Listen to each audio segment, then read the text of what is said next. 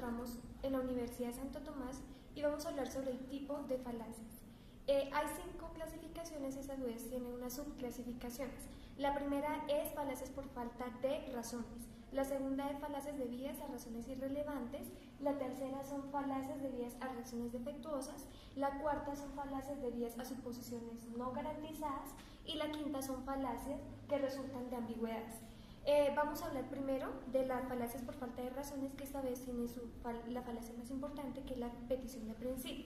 Cuando nos hablan de la petición de principio, utiliza como premisa lo mismo que dice la conclusión. Tiene sus inicios como idea gracias a Aristóteles y tiene un pronunciamiento o tiene una oración de forma en latín. Esta falacia se caracteriza porque se incurre a esa falacia por dos formas. La primera, porque se usa la misma premisa para afirmar la misma conclusión. La segunda, porque se utiliza como premisa algo cuya verdad no es aprobada, es decir, no tiene una base probatoria. Entonces, la primera, hay que destacar que al emplear esta falacia, esta subclasificación de la petición como principio, hablamos que se utiliza una premisa equivalente a la conclusión. Es decir, por ejemplo, en el caso de los torturadores, no podemos decir que a ellos se les condenaron por un homicidio culposo por el simple hecho de asesinar. Estaríamos equiparando la misma premisa con la misma conclusión. Sería como afirmar algo que ya está afirmado por la premisa. Es decir, la conclusión tiene que ser algo más formal, debe tener más bases y no tiene que caer en un círculo vicioso, ¿sí? En la segunda hay que hablar cuando se utiliza como premisa algo cuya verdad no es aprobada. Es decir, por ejemplo, no podemos decir que en el caso de la niña para la transfusión de sangre no se puede invocar la violación de la libertad de cultos por el simple hecho de seguir los preceptos religiosos, porque no tiene una prueba, no tiene algo, no tiene una base probatoria que nos diga o que nos argumente y nos fundamente por qué se le está violando la libertad de cultos, en este caso a los padres, y que pues por conexión de vía sanguínea también incluye o influye con la menor. De la segunda clasificación vamos a hablar sobre falacias debidas a razones irrelevantes. Entre esas tenemos unas subclasificaciones que son 6. La primera es falacia de evadir el problema, que como su nombre lo indica es probar aquello que está fuera del terreno, es probar aquello que no se está cuestionando. En este caso podemos poner un ejemplo donde una persona le pregunta a la otra ¿qué buscas debajo de la farola? Y la otra le responde las llaves. Y la primera persona le dice ¿estás segura de que es aquí donde la has perdido? Y la otra le responde no, pero aquí hay más luz. Es cuando hacemos referencia o respondemos algo que no está en el contexto de lo que se está situando la cuestión, la pregunta. Ahora, en el caso de la transfusión de sangre, sería ilógico que los padres al momento de intentar probar la libertad de cultos hagan referencia al cuarto mandamiento de la ley de Jehová, que en este caso es honrar a padre y madre. No viene el hecho porque estamos hablando de transfusión de sangre y que se nos está violando la libertad de cultos por la transfusión de sangre. No viene el hecho, pues, hablar del cuarto mandamiento de la ley de Jehová. Ahora, la tercera es la falacia por apelación de la autoridad. Consiste en defender algo como verdadero y el hecho de que se defienda como algo como verdadero, aunque sea falso, le da su credibilidad por el simple hecho de tener a una autoridad, por tener alguna especie de estatus o renombre. En este caso no podemos afirmar que el presidente Vargas Lleras, que va a ser reelegido, establezca o diga que a él de verdad se le violó y que en estos casos la autoridad, en este caso la autoridad judicial, de a favor del presidente por el simple hecho de que él diga que se le violó el derecho a la intimidad por su renombre y por su estatus, porque si ellos no le dan a favor ese fallo, entonces perjudica, y él tiene ese estatus y da esa credibilidad por simplemente tener ese estatus. En la segunda, también podemos poner como ejemplo en el caso de la transfusión de sangre, cuando decimos que se les puede violentar la libertad de cultos porque los sacerdotes supremos de la religión evangélica por la cual se esté profesando los padres de la menor, digan los sacerdotes que se les está vulnerando la libertad de cultos por el simple hecho de él mencionarlos y porque tengan ese estatus y esa autoridad, entonces se tenga que dar como cierto. Vamos a hablar sobre la tercera falacia de la clasificación que anteriormente habíamos mencionado. La segunda clasificación de falacias son falacias de diversas razones irrelevantes.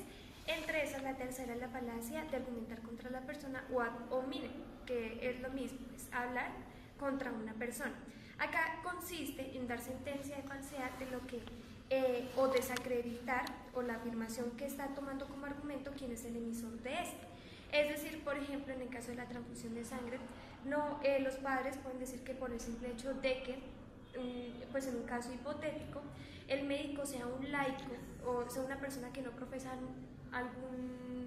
alguna forma o algún tipo de religión, ellos pueden afirmar o decir que todo lo que dice el médico especialista, en este caso que está tratando a la menor por leucemia o pues por cáncer de sangre, ellos pueden afirmar que este médico, por el simple hecho de ser laico, está atentando contra su religión, ¿sí? Contra su religión evangélica, y que por ende se tienen que desacreditar los argumentos que establezca este doctor, este médico especialista, por el simple hecho de no profesar la religión que ellos profesan.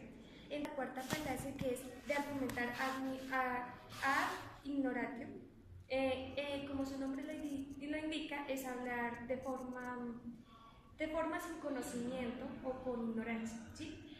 Cuando hablamos de esta falacia hay que destacar que esta persona sostiene la verdad, pero es una falsedad diciendo que lo que argumenta, lo que expone, lo que dice, no tiene prueba contraria. Por ejemplo, en el caso de la transfusión de sangre, los padres pueden decir que no se puede probar el hecho de que de verdad se está violando la libertad de cultos, porque el simple hecho de que hagan una transfusión de sangre se puede condenar no solamente el médico, sino también puede posiblemente, cuando sea más grande la menor, se puede condenar la niña. Entonces acá lo que nos están diciendo es que no hay prueba al contrario de lo que ellos dicen. De verdad se está violando la libertad de cultos, y si se viola la libertad de cultos, pues uno se condena al infierno. La quinta subclasificación es de apelar al pueblo o ad populi. Esta hace referencia a que es una falacia que implica responder a un argumento o una afirmación por medio de la supuesta opinión que tiene la gente en general. Es decir, que no se toma tanto en cuenta la afirmación o el argumento por sí mismo, sino lo que dice la demás gente.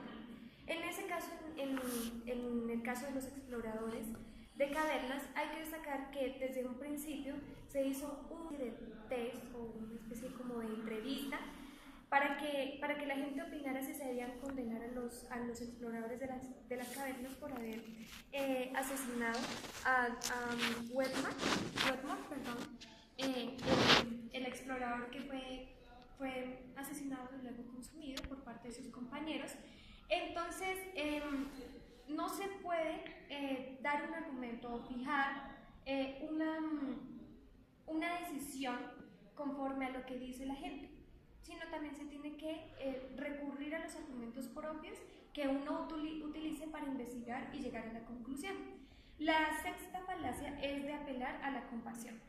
En este caso, esa falacia se caracteriza porque se manipulan los sentimientos de las personas para evitar un castigo, para evitar una condena. En este caso, por ejemplo, no podemos decir que en el caso de los torturadores se justifica el hecho de que hayan asesinado y haya muerto Wedmore, siendo que él mismo, desde un principio, había estipulado ese acuerdo entre sus demás compañeros para asesinar a uno de ellos mismos para poder sobrevivir consumiéndolos. En estos casos no se puede argumentar porque la ley en fin establece cuándo es homicidio. Y la última falacia de apelar a la fuerza es cuando implica sostener la validez de un argumento o de una proposición basándose en la fuerza, es decir, porque la persona tiene un estatus, entonces puede utilizar la fuerza para que los demás funcionarios fallen a favor de esto. Hasta aquí hemos hablado sobre 8 falacias que tenemos de la primera y segunda clasificación. Vamos a hablar de la tercera, cuarta y quinta clasificación, que a su vez también son 8 falacias como subclasificaciones. Continuando con las falacias, hacemos referencia a las debidas por razones defectuosas, las cuales se dividen en 4. La primera es la falacia generalizada o precipitada, quiere decir la información general no siempre hace referencia a todos. Por ejemplo, esta surge cuando se generaliza de manera equivocada desde un punto general a un punto específico en el cual él hace referencia a que el periodista toma la información que necesita, a pesar que no la consiga por medios idóneos o que guarden aquella licitud. Entonces haría referencia a que todos los periodistas hacen lo mismo. Por ejemplo, el periodista que le vulneró en el caso de Lleras, el hipotético, el derecho de habeas data al publicar la historia clínica, que es un dato privado, si bien está constituido en el artículo 15 de la Constitución Política, regulado en la Ley 1581 del 2012. Entonces, se deduce que él intenta exponer aquel dato privado, pero sin embargo, toda información tiene sus límites, porque en el presente caso se estaba vulnerando el derecho de intimidad, el cual es simplemente derecho de la persona a la cual se orienta. Continuando con la cuarta categoría, que se dedica a las falacias debidas a suposiciones no garantizadas, su primera subdivisión es la falacia de cuestión completa. Consiste en confundir varias preguntas en una misma. La primera pregunta es: diga sí o no y explíqueme por qué. Mientras que la persona que dice no o sí, no responde concisamente, sino simplemente se sale por demás vías, respondiendo cosas que no se le han preguntado realmente. Por ejemplo, al señor procurador se le pregunta: rinda concepto respecto de si la noticia afecta a la moral pública y pone en riesgo los intereses de la patria. Él se dedica simplemente a los intereses morales, la estabilidad estatal, cómo afecta al pueblo, en vez de dar una respuesta concisa. Es la falacia de falsa causalidad.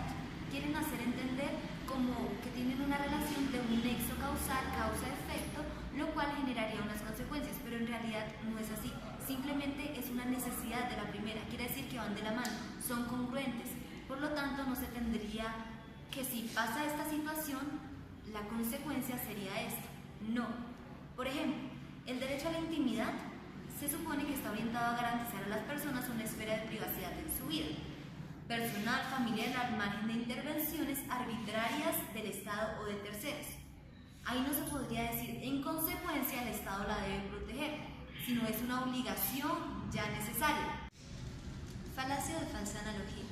Hace referencia a que los argumentos que se intentan tener un lazo análogo para dar una conclusión deben ser semejantes, porque si no se conllevan a eso mismo, entonces no tendría tal fin hacer la analogía, porque no tiene aquella consecuencia o lazo que los vincule, a pesar que la decisión sea distinta, pero tienen un fin común determinativo. Por ejemplo, el derecho a la intimidad y el derecho a la libertad de prensa. Si bien puede que estén interrelacionados en cuanto a los derechos que se vinculan ahí, en su limitación, pero no tienen una conclusión continua. Falacia de envenenamiento del pozo o variante de falacia ad hominem. Consiste en ultrajar aquella fuente de información, o no tanto en ese aspecto, sino desvirtuarla de alguna forma, atacando aquella credibilidad que ella supone. Por ejemplo, que bien es sabido que toda persona que ya estuvo en el poder una vez desea su continuidad, porque ya lo conoce, sabe cómo manejan sus rubros, su estabilidad financiera, económica, y cómo es el manejo legislativo y sus beneficios que trae consigo. Anteriormente estaba la época de la presidencia durante 4 años. Cuando se postergó que se podía realizar la reelección, ya una persona que se encontraba ahí no era fácil de quitarla, o si no, pregúntele a Uribe. El último grupo hace referencia a las falacias que resultan de las ambigüedades. Se dividen en dos. La primera es la falacia del uso equívoco de las palabras en una frase, o de una frase que puede cambiar aquella definición o entendimiento que se le da de acuerdo a su contexto. Por ejemplo, estas palabras son denominadas polifacéticas, aquellas que, según el contexto, como lo mencioné anteriormente, cambia su definición. Y la última es la falacia de composición, que es cuando atribuimos a un conjunto de cosas un en esencial que realmente solo es verdadero